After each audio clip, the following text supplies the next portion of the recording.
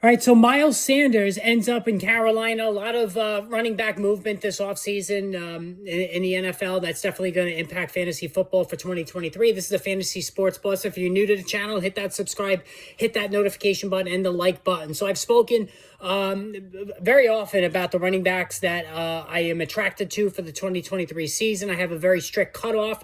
When a runner reaches the age of 27 and up, I move away. I'm done. Dalvin Cook, Joe Mixon, guys like that really had pretty shaky, rough seasons in 2022 when they started inching up and reaching that age level.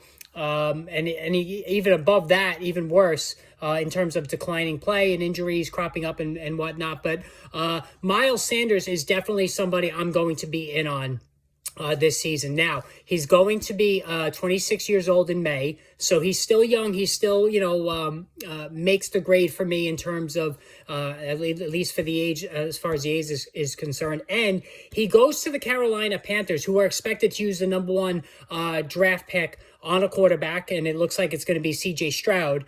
And a Frank Reich-led offense is always a fantasy-friendly offense for me. So with Miles Sanders signed to be a potential bell cow, a rare bell cow running back for the Panthers for 2023. This is a very fantasy football attractive situation. And Sanders really cashed in because he's coming off a by far career year in 2022.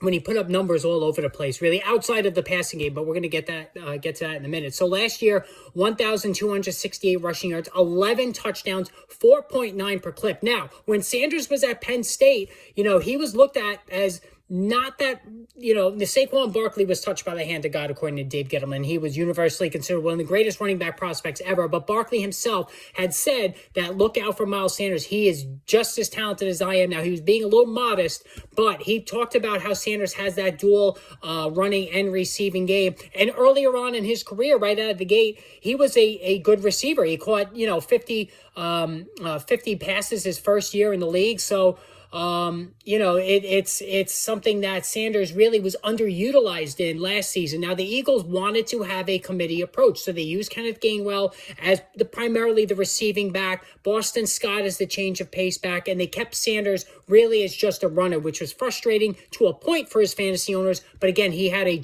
tremendous season all the way around. Now, only 20 receptions for 78 yards. But again, that is misleading because, catching 50 passes his first year in the league was a tremendous number, talking about Miles Sanders. And it is very entirely possible that the Carolina Panthers are going to use Sanders in the receiving role as well. Now, I know Chuba Hubbard is still there, and Chuba Hubbard, actually ran pretty well last season for Carolina in his second year in the league, but I don't think Chuba Hubbard is anywhere near a threat to Sanders in terms of running the football.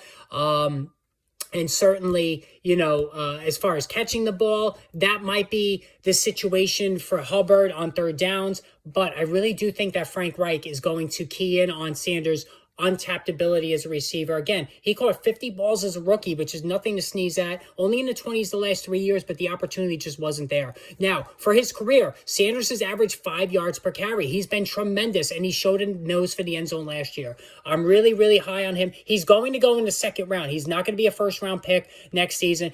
Carolina is a little bit off the map in terms of attention. It's not the Giants, not the Cowboys. It's not one of these starlit franchises, so I think the price will be somewhat affordable for a rare bell cow back. And so in round 2, I have no problem starting my running back because I don't use a first round pick on running backs. You all know that. I go tight end, or I'll go Travis Kelce this coming season. I will have no issues, no qualms about having Sanders as my primary running back. All right, hit that subscribe, hit that notification button. More off-season videos on the way soon. Stay tuned.